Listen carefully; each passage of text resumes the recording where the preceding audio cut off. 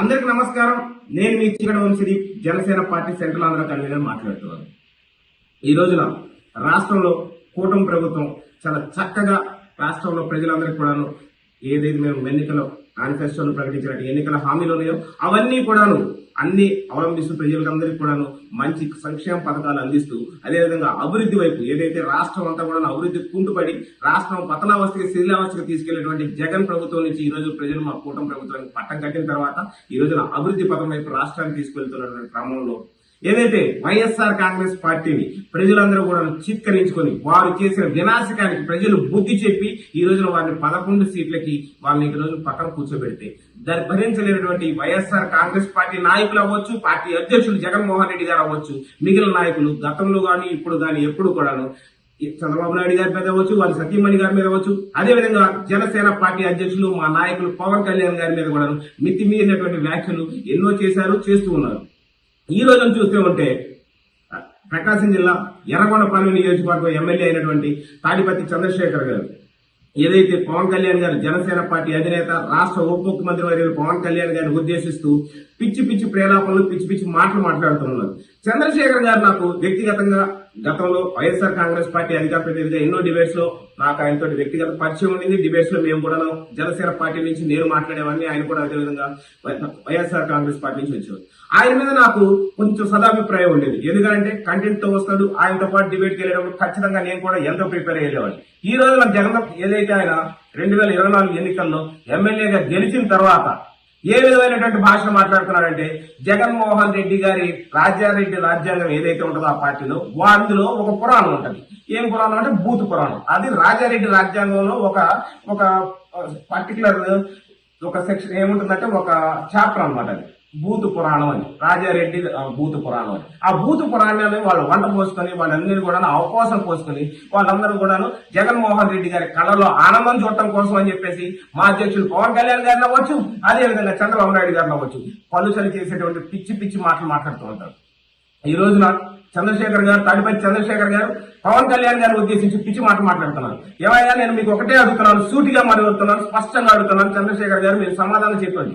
జగన్మోహన్ రెడ్డి గారు 2019 నుంచి 24 మధ్య కాలంలో దళితుల పట్ల ఎంత దారుణమైనటువంటి దాడికి గురి చేశాడు. ఆయన ప్రభుత్వంలో ఎంతో మంది దళితులు రాష్ట్రంలో ఎన్నో మారణ హోమాలు, దళితుల మీద అత్యాచారాలు, హత్యలు ఎన్ని జరిగాయి వాటన్నిటిని మీరు ఒక్కసారి మనం చేసుకుంటే ఆ రోజు నువ్వు ఏ ఒక్క మాట కూడా మాట్లాడలేదు.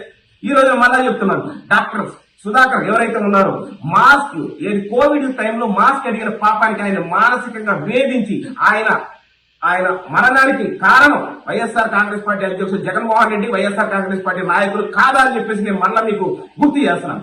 అదేవిధంగా మళ్ళా చెప్తున్నాను చూడండి, ఎవరైతే వైఎస్ఆర్ కాంగ్రెస్ పార్టీకి సంబంధించినటువంటి ఎమ్మెల్సీ అనంతబాబు అని ఉన్నాడు, అనంతబాబు ఏం చేశారండి, వారి యొక్క డ్రైవర్ ఎవరైతే ఉన్నాడో సుబ్రహ్మణ్యం అని చెప్పి ఒక దళిత డ్రైవర్ సుబ్రహ్మణ్యాన్ని అత్యంత పాశవికంగా దారుణంగా హత్య చేసి వారి ఇంటికి ఆయన డోర్ డెలివరీ చేశారు. ఆ రోజున ఉన్నటువంటి పరిస్థితుల్లో వైఎస్ఆర్ కాంగ్రెస్ పార్టీ నాయకుడు జగన్మోహన్ రెడ్డి ఇచ్చిన స్టేట్మెంట్ ఏంటి, ఆయన పార్టీ నుంచి పక్కన పెట్టా సస్పెండ్ చేశాము. ఆయన తీసుకొచ్చి ఈ రోజు పక్కలో పెట్టుకున్నటువంటి జగన్మోహన్ రెడ్డికి మీకు ఆయన గురించి పొగుడుతున్నాం, మీకు అందరికి సిగ్గు లేదా అని చెప్పేసి నేను ఈ రోజు మిమ్మల్ని గంట పరంగా మళ్ళీ మీకు చెప్తున్నాను కదా, మిమ్మల్ని ప్రశ్నిస్తున్నాయి కాదు, మీకు మళ్ళీ బుద్ధి తెచ్చుకోండి అని చెప్పేసి మీకు చెప్తున్నాను, మరణం చేసుకోండి అని చెప్పేసి ఎక్కడైనా బుద్ధి మరణం తెచ్చుకోండి అని సిగ్గు తెచ్చుకోండి అని చెప్పి చెప్తున్నాను.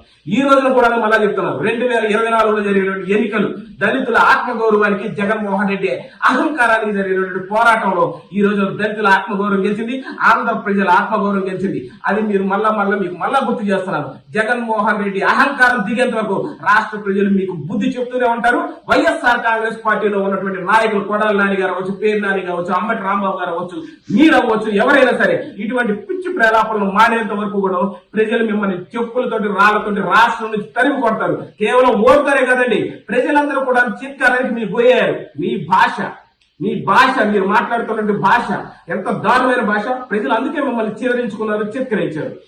మిమ్మల్ని చంద్రశేఖర్ గారు ఎమ్మెల్యేగా తొలిసారి మీకు అవకాశాన్ని ప్రజలు మీకు పట్టం కట్టారు.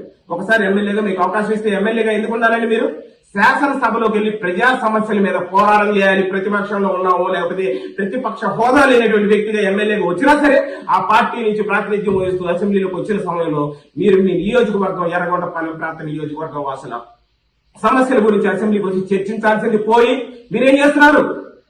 ఈ రోజు పవన్ కళ్యాణ్ గారి గురించి 4 మాటలు మాట్లాడితే జగన్మోహన్ రెడ్డి కళ్ళల్లో ఆనందం చూద్దాం అనేటువంటి లక్ష్యంతో ఏదో పిచ్చి మాటలు మాట్లాడుతూ ఉన్నారు.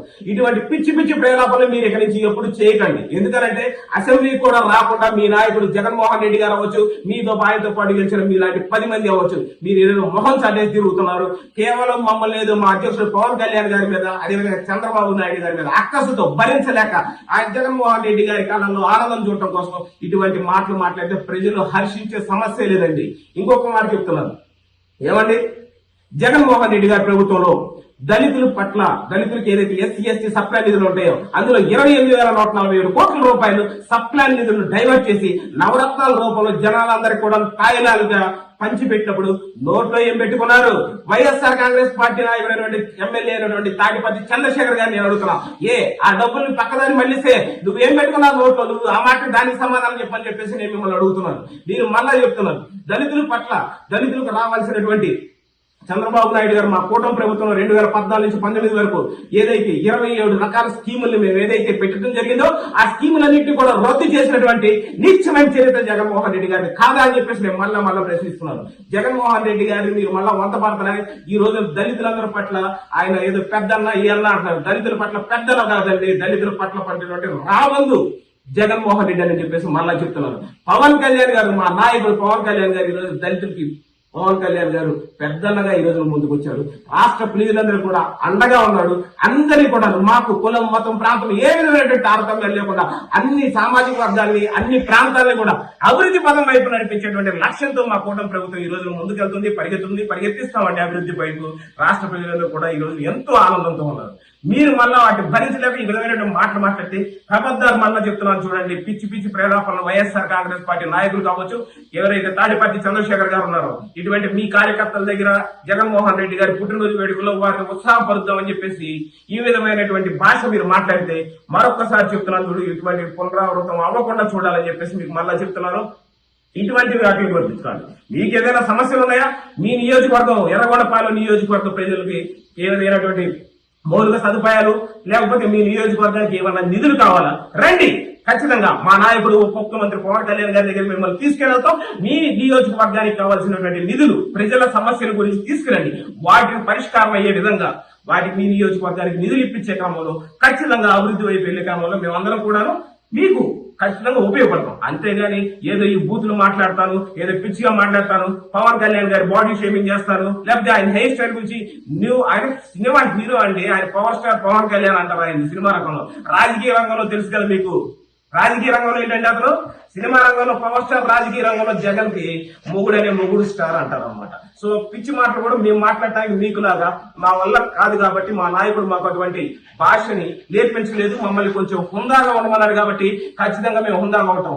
మీరు లిమిట్స్ క్రాస్ అయితే ఖచ్చితంగా మేము కూడా లిమిట్స్ క్రాస్ అవుతాం. తెలుసు కదా మీకు Newton's law, every action there must be an opposite reaction. కానీ మా నాయకుడు పవన్ కళ్యాణ్ గారు మాకు నేర్పించింది అలా కాదండి. జగన్ ఏదైతే జనసేన పార్టీ లా ఒకటి ఉంటుంది, every action there must be an opposite and extreme reaction and extraordinary reaction ఉంటుంది. దాన్ని మీరు ఆ కాన్సిక్వెన్సెస్ ఫేస్ చేస్తారు. కాబట్టి నోరు అదుపులో ఉంచుకోవాలని చెప్పేసి వైఎస్ఆర్ కాంగ్రెస్ పార్టీ నాయకుల్ని హెచ్చరించడమే కాదు, తాడిపత్తి చంద్రశేఖర్ గారికి మరీ చెప్తున్నాం. Thank you so much.